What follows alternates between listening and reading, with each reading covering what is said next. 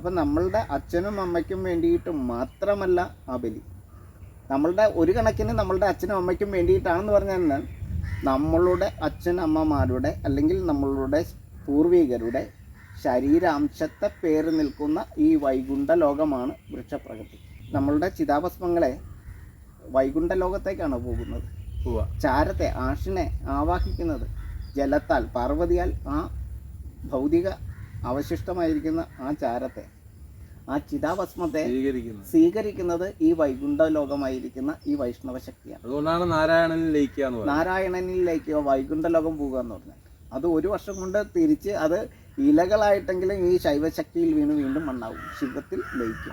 അവസാനം ശിവനിൽ തന്നെ എത്തും, മഹാദേവനെ തന്നെ ലയിക്കും. പാർവതി വിചാരിക്കണം ഒരു ചാരത്തെ, നമ്മുടെ ചിതാഭസ്മത്തെ പാർവതി വിചാരിച്ചാൽ മാത്രമാണ് ശിവൻ അത് ശരീരമാക്കി മാറ്റുകയുള്ളൂ.